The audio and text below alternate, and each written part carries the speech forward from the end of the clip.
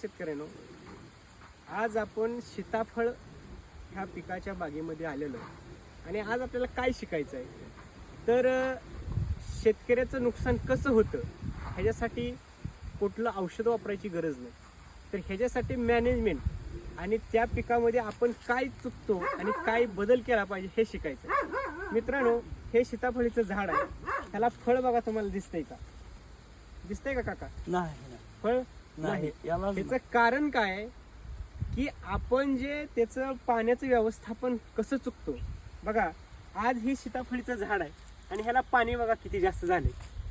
दुसरी गोष्ट, पाण्याचा ड्रिपर कुठं आहे मित्रांनो, तर ह्या खोडावरती आहे. हे पूर्णतः चुकीचं आहे आणि ह्याच्यामुळं काय होतं की शेतकऱ्याचं जे झाड आहे हे कालांतरानं मरून जातं किंवा त्याला रोग येतो किंवा वाळून जातं, खोडकीज लागणं, हे जे प्रॉब्लेम आहेत हे याच्यामुळे आहेत. दुसरी शेतकऱ्यांनी काय चूक केली तर बेसल डोस टाकलेला आहे कुठं, झाडापासून बुडावरती, आणि त्याला झाकलं पण नाही, कारण की बेसल डोस हा टाकल्यानंतर झाकला गेला पाहिजे. हे दुसरी चूक आहे आणि त्याच्यामुळं काय होतं, पाणी एवढं पाणी जास्त झाल्यामुळं की ह्याला कुठचंही फळ लागलेलं नाही आणि काहीच नाही.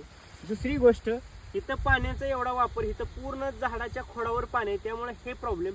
म्हणून शेतकऱ्यांनी काय केलं पाहिजे, हे जे पाणी पडतंय ते तुम्हाला हिथं पाणी पडलं पाहिजे की जेणेकरून झाडाचं जिथं एंड असतो हे साधारण 2 फुटावरती पाणी आणि तिथंच बेसल डोस गेला पाहिजे. म्हणून शेतकऱ्यांनी हे लक्षात घेतलं पाहिजे की आपण चुकतो कुठं आणि आपल्याला प्रॉब्लेम कसा येतो. तर हे बारीक बारीक गोष्टी जर शेतकऱ्यांनी बदलल्या तर आपल्या उत्पन्नामध्ये फार मोठा फरक पडतो.